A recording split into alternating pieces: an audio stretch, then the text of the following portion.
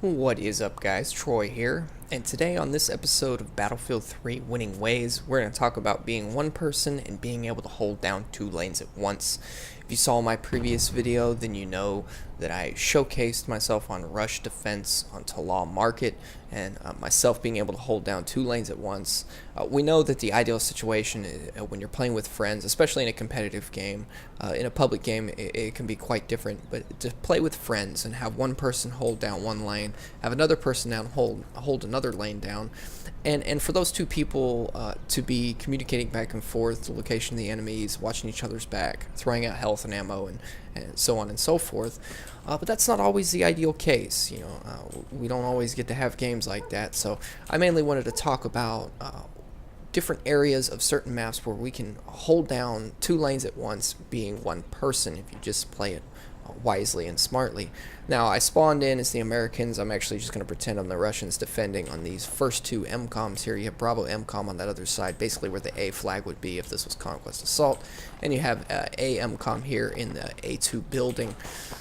We call this A alley. I call that A street. The next one over, B street. I call this whole alley right here B alley, especially from A street down to B street. That would be B alley. Call this A alley. We're going to basically be talking about holding down A alley and B alley.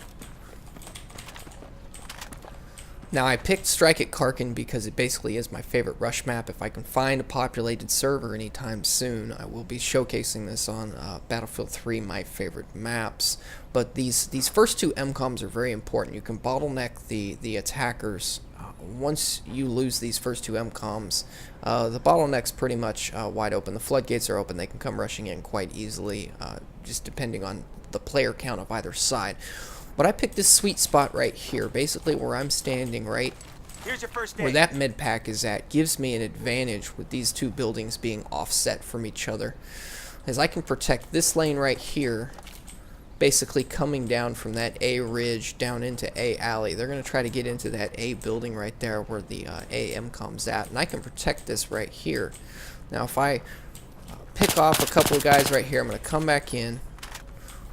Now I can watch this lane right here on B alley, because they're going to try to hop over that ladder if they've managed to even get the B MCOM. A lot of times they can. A lot of people like to attack, defend A first. Their armor rush down here and support a lot of their infantry, and then their infantry will pull forward from their armor, and they can actually get behind and into the defender's spawn, because the defender's spawn points are going to spawn just right back there. So it's good to hold down this alley.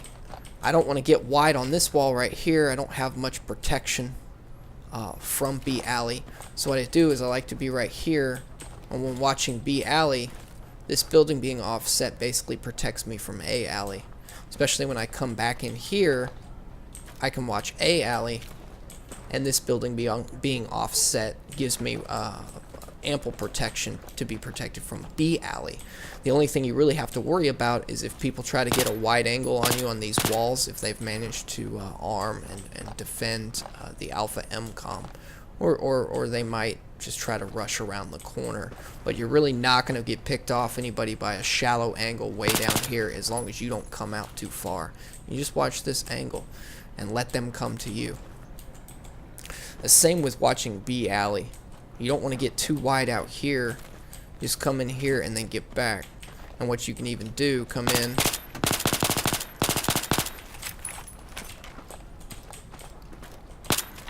reload, and watch the other alley.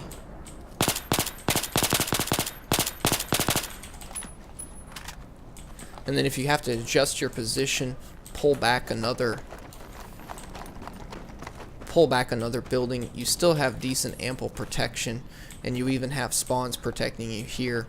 People being spawned in can actually be your enemies' targets and give you kind of a distraction. You can watch B alley here, but your ideal situation is really have another person watching A alley. But this sweet spot in any map that really has a grid layout in this game, Strike at Karkin, Talal Market, Sen Crossing, tend to have these sweet spots where buildings tend to be offset and one person can actually hold down two lanes. Two other little tips I wanted to actually show you guys on this video before we wrap things up is what this sweet spot provides is this also allows me not to get hung up on corners, and with the player versus player collision detection, I'm not going to be blocking any doorways or any pathways so people can't get hung up on me and kind of push me out of position. The other little tip I want to talk about when using grenades as cover, which is I like to do to by myself reload. A grenade takes 3 seconds to explode. I can get my gun reloaded in short period of time. So that provides me with a little ample cover. We all know about pre-firing, but a lot of people don't know about pre-grenading. I pretty much set myself against the wall like this and start grenading before I even start actuating the grenade before I even clear that corner.